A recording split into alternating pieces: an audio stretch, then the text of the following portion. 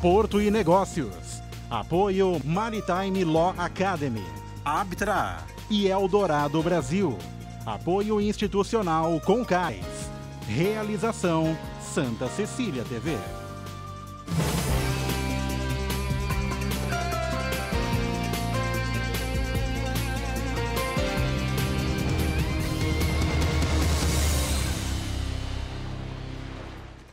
Olá, está no ar Porto e Negócios, o nosso espaço semanal para que possamos debater assuntos importantes em relação aos portos internacionais, portos do Brasil e principalmente em relação ao Porto de Santos. Esta semana entrevistamos remotamente Arthur Lima, presidente da EPL, Empresa de Planejamento e Logística, que nos deu uma entrevista diretamente de Brasília. Acompanhem. Primeiramente, queria agradecer a presença do Arthur Lima, que é presidente da Empresa de Planejamento e Logística, juntamente aqui comigo no Porto e Negócios. Arthur, muito obrigado pela tua presença aqui juntamente conosco. Evidentemente que é muito importante a gente ter a tua opinião, principalmente nos momentos atuais. Obrigado por disponibilizar o teu tempo aí diretamente de Brasília. É um prazer enorme aqui participar da entrevista com a Porto e Negócios, porque a EPL tem um papel fundamental na logística brasileira e quanto mais a gente divulgar, mais nós conseguimos trazer transparência para esse mercado tão importante. Sem dúvida. Arthur, já que você falou em papel, evidentemente eu preciso trazer essa informação, principalmente para essa nossa audiência do setor portuário, principalmente. Qual é o papel efetivo da EPL, da Empresa de Planejamento e Logística, no nosso país? Perfeito. A EPL ela é uma estatal vinculada ao Ministério da Infraestrutura. Ela tem por objetivo dois grandes projetos para o Brasil. O primeiro grande projeto para o Brasil é o Plano Nacional de Logística, PNL. Hoje nós estamos aí com o PNL 2035. E o segundo grande projeto para o Brasil são as estruturações de concessões. Faz todo sentido nós estudarmos o Plano Nacional de Logística e dele sair as principais obras necessárias para o desenvolvimento da infraestrutura do Brasil, nos mais diversos modais aeroportuário, modal rodoviário, modal ferroviário e o modal portuário, que é o modal um dos mais importantes, afinal de contas nós temos portos no Brasil há mais de 500 anos, né? Sem então, dúvida. O primeiro modal que nasceu conjunto com o Brasil foi o portuário. E aí a EPL ela faz esses estudos, faz o Plano Nacional de Logística, tem feito aí desde 2015, 2016, fizemos o 2020, agora vamos fazer o 2035, e de posse desses instrumentos de planejamento, nós identificamos os gargalos logísticos que o Brasil poderá vir a enfrentar e que está enfrentando atualmente. E aí, com o descobrimento dos gargalos, fica mais fácil que o governo, no caso o Ministério da Infraestrutura, possa propor políticas públicas com a finalidade de resolver o gargalo, e com isso dar maior fluidez ao nosso comércio, tanto interno quanto externo. Então, a EPL hoje é uma empresa enxuta, nós somos aí considerados aí a startup do Ministério da Infraestrutura, nós temos 140 funcionários focados em planejamento logístico e estruturação de projetos nas diversas multimodalidades. Nós também realizamos, por exemplo, estudos de precificação, análise custo-benefício, como é que eu escolho qual vai ser o melhor modal que poderá atender a ligação de A para B. Nós não temos um forte em rodovias, um forte em ferrovias, não trabalhamos com isso. O que importa é saber qual o modal que vai tornar aquele frete mais barato. Se é o modal portuário, se é o modal ferroviário, se é o modal rodoviário. E com isso propor ao governo, no caso o nosso órgão vinculante, que é o Ministério da Infraestrutura, qual que seria a melhor solução. E que posse dessas informações, o governo monta suas políticas públicas para resolver os problemas de gargalo da logística brasileira. Quando você fala do Plano Nacional de Logística em relação ao Plano Nacional de Logística Portuária, a gente pode dizer ou afirmar de alguma maneira que existe diferença entre eles ou existe aderência entre eles? Na verdade, nós temos uma diferença de planejamento e atuação. O Plano Nacional de Logística Portuária ele é muito voltado para os portos. Então, ele tem um planejamento setorial. Nós tínhamos aí, antigamente, a Secretaria Nacional de Portos, a Especial de Portos, e agora nós temos, no Ministério da Infraestrutura, a Secretaria Nacional de Portos. Ela inclusive, o secretário é o Dr. Piloni, onde participou também do nosso webinar. E aí faz muito sentido, sabe, juntar os diversos planos, porque nós teremos também o rodoviário, agora temos os portos, juntar todos eles para que o plano nacional ele ganhe corpo. Então, sim, respondendo a sua pergunta brevemente, nós temos sim uma diferença entre o Plano Nacional de Logística Portuária e o Plano Nacional de Logística.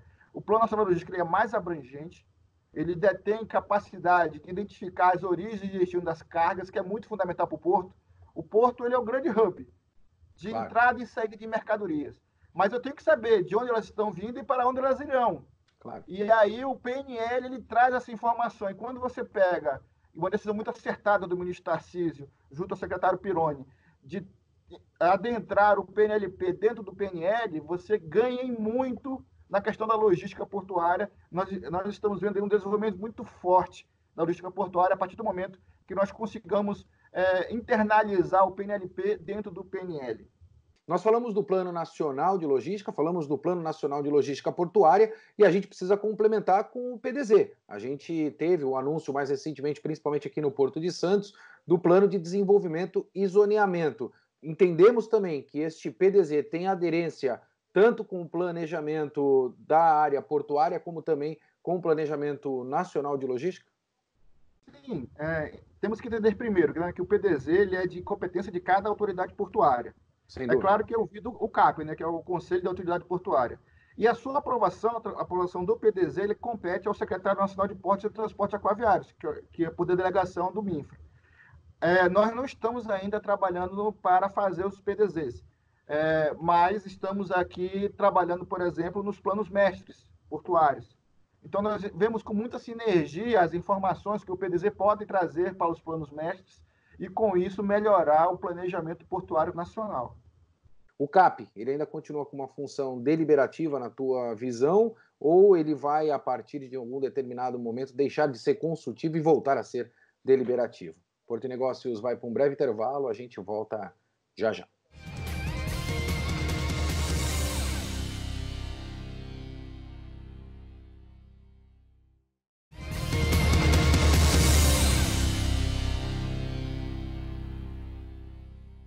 Estamos de volta com Porto e Negócios. Essa semana, entrevisto diretamente de Brasília o presidente da EPL, Empresa de Planejamento e Logística, Arthur Lima. No último bloco, deixei um questionamento a respeito do CAP para o Arthur, para que o Arthur coloque a visão dele em relação a esse tema que é tão polêmico aqui na nossa região. Arthur, na tua visão, o CAP continua consultivo ou ele vai, de alguma maneira, se tornar deliberativo novamente como era no passado?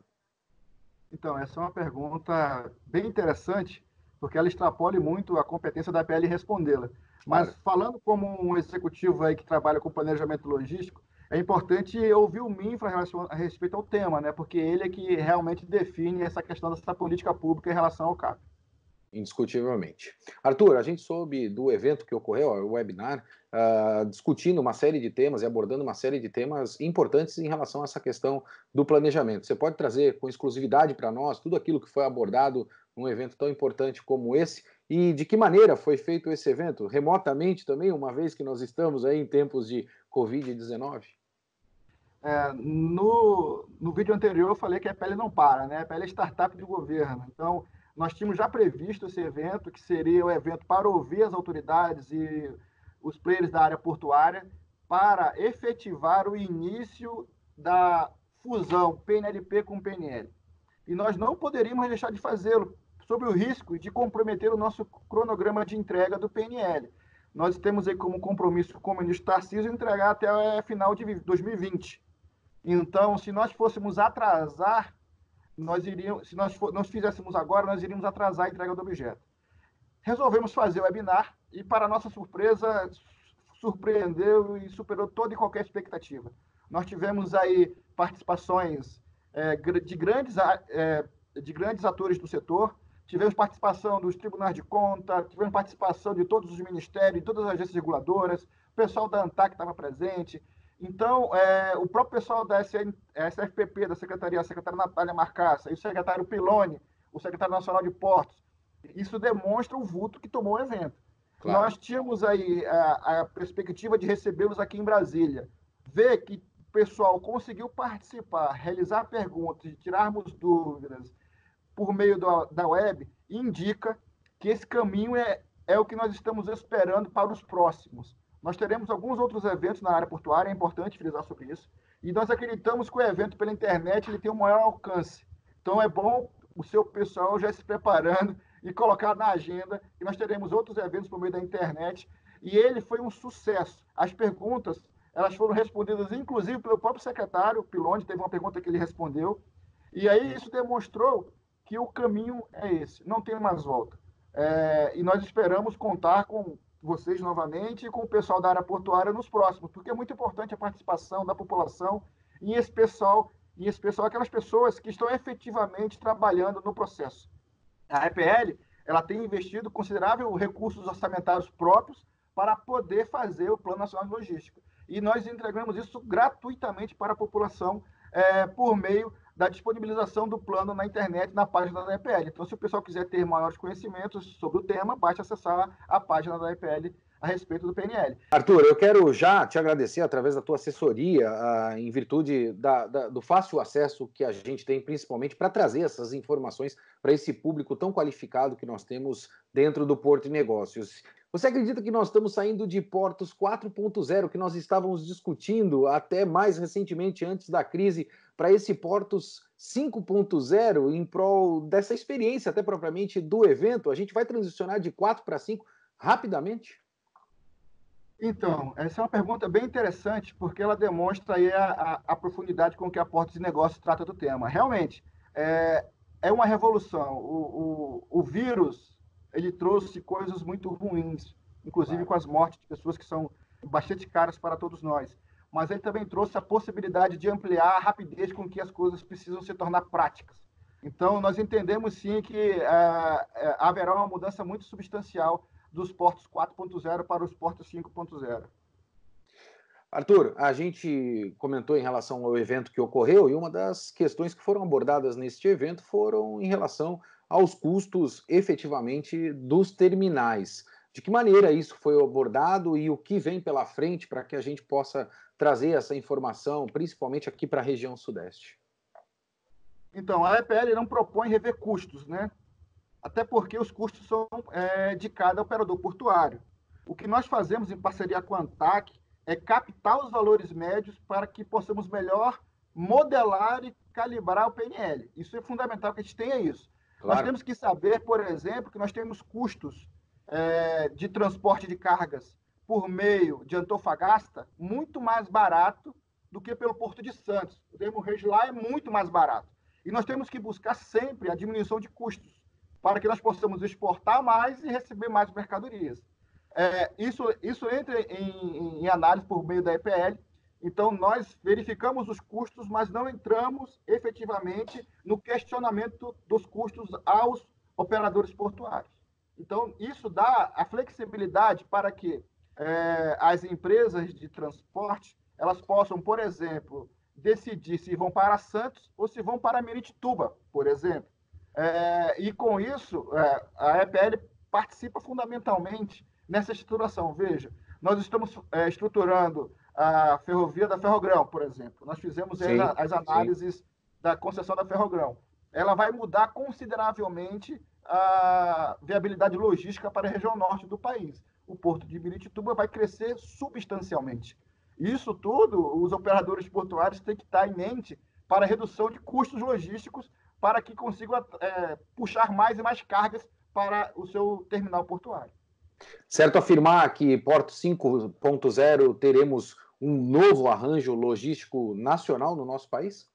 Com certeza teremos.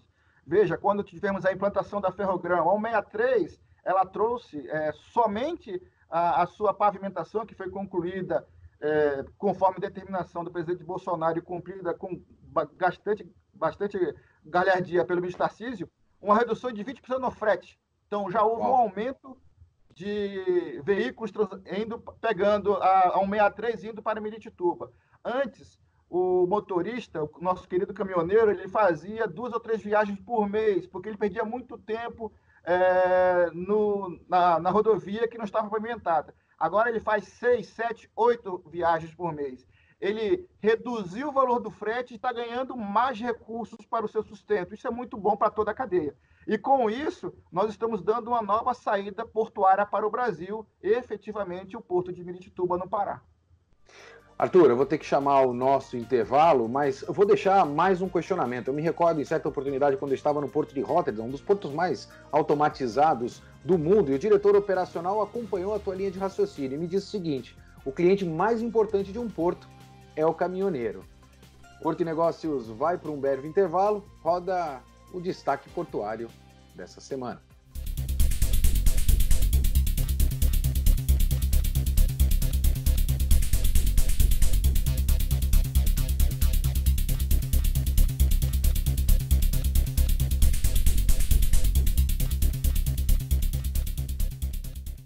Olá pessoal, Maxwell, é um prazer estar com vocês aqui. Vamos falar um pouquinho sobre os cruzeiros, a operação de cruzeiros nesse fim de temporada. Para tranquilizar não só a população, mas principalmente quem está no entorno do porto, muitos cuidados foram tomados na desmobilização de navios nessa temporada de cruzeiro. O importante é dizer que o protocolo foi seguido, um protocolo que foi desenvolvido desde dezembro, obviamente, foi revisitado com o início da coronavírus para a evacuação de tripulação. A gente precisa evacuar esses tripulantes e repatriá-los nos seus países de volta às suas famílias. Isso está sendo feito com técnica, com a presença da Anvisa, fazendo os testes necessários, com a participação do Ministério das Relações Exteriores e os consulados. Praticamente estamos finalizando essa desmobilização. Tínhamos brasileiros, inclusive, nessa tripulação, foram 75 brasileiros que já estão em casa, no braço das suas famílias. Temos mais alguns para fazer a repatriação. Esse processo está terminando e tranquilizar a população que qualquer caso de Covid que pressione o sistema de saúde da Baixada Santista será encaminhado para a capital, justamente para não demandar o sistema de saúde aqui de Santos do Guarujá.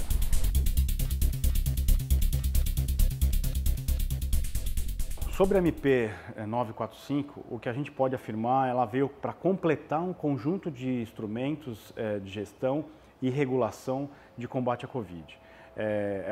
Lembrando que lá no começo de dezembro, a gente reeditou o plano de contingência do Porto de Santos, revisitando o protocolo de epidemia, justamente em função da Covid. Seguiu-se uma série de ações, como regulamentação interna da autoridade portuária, no afastamento dos grupos de risco. Nós equipamos a autoridade portuária com EPIs, álcool gel, revisitamos todos os gates com dispensers tanto na entrada como na saída, instalação de tanques para lavagem das mãos antes de entrar no porto e antes de sair do porto. Tudo isso foi feito justamente para atender os protocolos de combate à epidemia. Também colocamos displays com álcool gel na entrada dos navios, tudo isso para proteger o trabalhador. A MP, ela afasta aqueles trabalhadores em grupo de risco, justamente para proteger as suas famílias e, obviamente, o próprio trabalhador, e também contempla algumas ações, como, por exemplo, a escala remota, que já é uma realidade no Porto de Santos, e ela, obviamente, universaliza, eliminando a escala presencial, que era, obviamente, uma forma de você aproximar os trabalhadores com a possibilidade de ter algum tipo de contágio. Tudo isso contempla uma série de ações para manter o porto operacional, uma atividade que é essencial à economia brasileira e à sociedade brasileira, por, obviamente, levar não só os alimentos para as mesas dos brasileiros, mas garantir o suprimento dos hospitais e da própria logística do Ministério da Saúde no combate a essa crise. Eu queria deixar todos tranquilos que com isso a gente consegue endereçar o combate da epidemia aqui em Santos. Importante dizer que a atividade portuária é uma atividade essencial à economia e à sociedade brasileira. O porto não para, justamente para garantir que o alimento chegue à mesa do trabalhador, da sociedade e principalmente que toda a logística de combate à epidemia, seja na entrega de remédios, de insumos para empresas farmacêuticas, equipamentos hospitalares, enfim, tudo o que chega no hospital, no sistema de atendimento, passa pelo porto, passa pela logística brasileira. Estamos aqui justamente para juntos combater essa crise.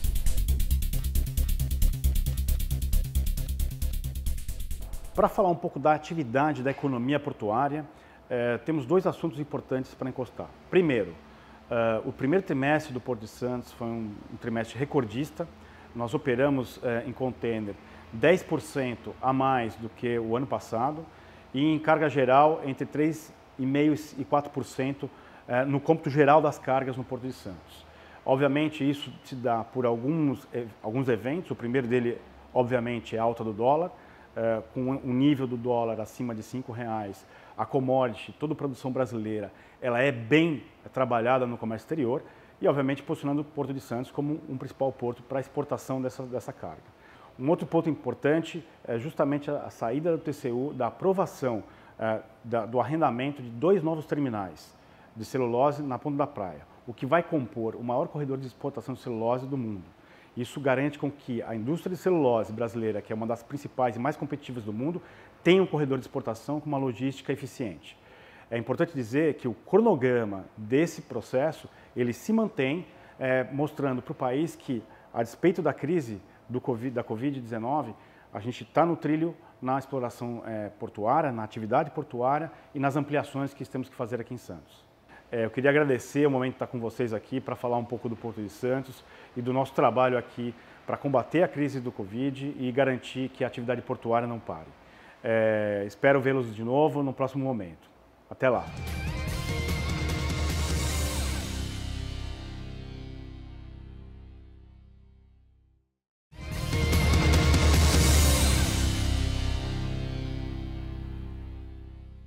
Estamos de volta com Porto e Negócios. Essa semana, entrevista o presidente da EPL, Empresa de Planejamento e Logística, diretamente de Brasília, Arthur Lima. No último bloco, comentei com o Arthur em relação à experiência que eu tive em Rotterdam do cliente mais importante de um porto. E o diretor operacional de Rotterdam me disse que era o caminhoneiro. Arthur, é certo afirmar que o caminhoneiro tem uma parcela significativa de importância para os portos do Brasil, uma vez que nós escolhemos o modal rodoviário? Com certeza. Veja, os portos hoje são considerados hubs. Hub significa alguma coisa que precisa chegar neles. Se a carga não chega no porto, ele não tem função nenhuma. E o caminhoneiro hoje é aquele profissional que diariamente leva a carga para o porto. Então nós temos um respeito muito grande pela classe caminhoneira e se não fosse o caminhoneiro, nós poderíamos falar com tranquilidade. Não poderíamos ter os portos que nós temos hoje para exportação e importação de cargas. E a EPL, ela teve em Roterdã, nós já visitamos alguns portos da Europa e fica muito claro que nós temos que buscar, primeiro, na área portuária, automação. Fato. É fundamental ter automação nas cargas, das chegadas e saídas.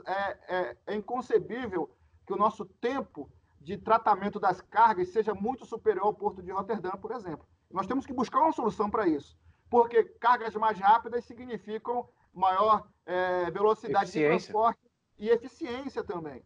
Claro. Então, nós temos buscado as principais práticas de comércio internacional, de operação portuária. Nós chegamos a realizar aqui uma conversa com a Embaixada da China, nós temos interesse em conhecer os portos chineses para ver como eles operam e como eles conseguem dar vazão à entrada e saída de mercadorias. E a ideia é que isso seja implementado, seja incorporado em nossos estudos através do PNL. Então, o caminhoneiro, sim, ele é fundamental para a sobrevivência portuária. Atenção, operadores, deem atenção para os caminhoneiros. Sempre falamos em relação a essa questão da automação aqui também no programa, Arthur, e a gente percebe, francamente, que o caminhoneiro, de certa maneira, foi esquecido ao longo do processo, principalmente quando a gente fala de automação, automatizar processo. A burocracia é bastante grande. Nós tivemos a oportunidade de conhecer um projeto chamado Cadeia Logística Portuária Inteligente, que foi, de alguma maneira, capitaneado pelo governo federal, até em outras gestões, para serem implementadas nos portos do Brasil. A EPL está olhando para esta questão também, para fomentar principalmente as questões de automação nos portos públicos e privados do nosso país? A cadeia logística portuária é um projeto do PAC de responsabilidade da antiga Secretaria Especial do Portos, atual, né, Secretaria Nacional de Portos e Transportes Aquaviários do MINF. Nós não participamos desse projeto em si, mas nós mandamos o nosso pessoal para fora para ver como é que funciona e poderemos dar sugestões de como melhorar a questão logística portuária. Eu relembro, por exemplo, que nós estamos trabalhando internamente aí num documento chamado DTE. Isso vai viabilizar muito a questão do caminhoneiro, porque você não tem noção da quantidade de documentos que o caminhoneiro tem que carregar para poder transportar a carga. E a EPL, então você tem. A EPL, ela está trabalhando junto com o Ministério da Infraestrutura, nós estamos aí nos colocando à disposição do MINFRA para ajudar a desenvolver um sistema que vai acabar com o papel. Ou seja, vai ser tudo via internet, via celular, e aí o caminhoneiro não precisaria mais ter aquele monte de papel para carregar para cima e para baixo, e seria uma interligação entre os portos, entre os caminhoneiros, entre as receitas estaduais e federal, com a finalidade de aumentar a eficiência no transporte de cargas. Eu ressalto mais uma vez, a EPL ela não tem um foco em um modal específico. Claro, Cada evidente. modal ele é importante dentro das suas características.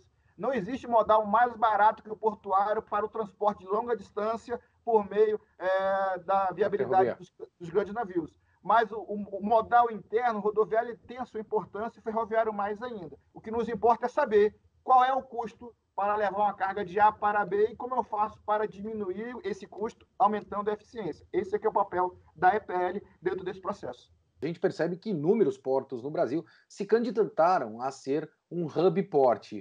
A minha pergunta é, existe espaço para quantos hub ports no Brasil? A gente percebeu que vários se candidataram. Dentro do planejamento nacional de logística portuária, de que maneira isso está sendo interpretado?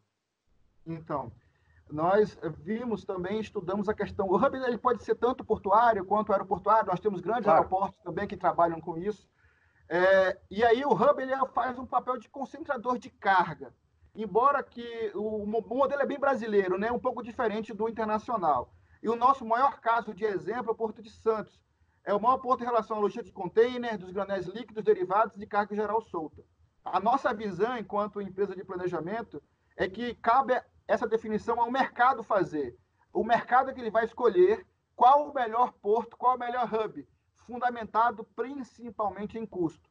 Não adianta, e eu falo isso com muita tranquilidade, nós temos hoje portos que são principais e fundamentais para o Brasil, por exemplo, como o Porto de Santos. Mas ele tem que estar sempre se atualizando, porque ele pode perder carga, por exemplo, para Miritituba, como falamos, ele pode perder carga para Paranaguá, como falamos, e com isso, essa competição é muito saudável, porque ela visa diminuir o custo de transporte. E quanto menor o custo, isso está ligado à eficiência, mais a gente consegue exportar e importar, melhorando a qualidade de vida do cidadão.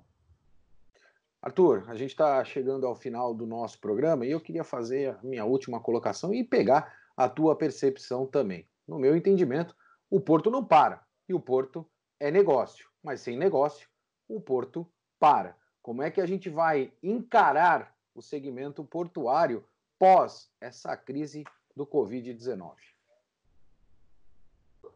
A Covid-19 ela trouxe um problema de demanda e de oferta, né? Nós paramos a oferta, as pessoas deixaram de comprar, e a demanda consideravelmente também. Então nós temos uma demanda muito represada. Nós acreditamos que o porto ele terá um papel fundamental na retomada dos negócios no Brasil e que deve ser feito o mais rápido possível. Com isso, o pessoal da área portuária tem que estar preparado para exportar em volumes nunca antes exportados em virtude da nossa necessidade de manutenção das relações comerciais com o mundo exterior.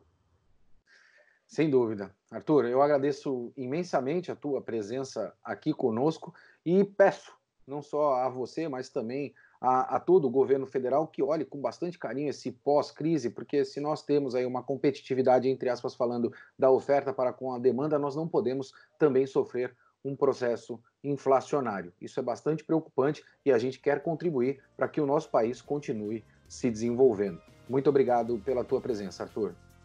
Estamos aqui à disposição para as próximas entrevistas e já convido a Portos e Negócios a participar dos próximos webinars sobre a área portuária, porque é fundamental nós termos pessoas que conhecem o processo portuário para que a gente possa construir em conjunto, a construção da sociedade, uma solução que permita melhorar a logística brasileira. Estamos aqui à disposição. Porto e Negócios vai ficando por aqui. Um forte abraço e até semana que vem.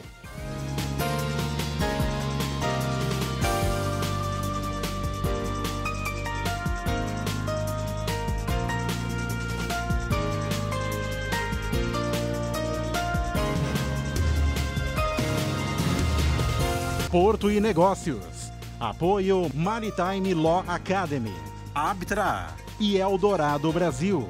Apoio institucional Concais. Realização Santa Cecília TV.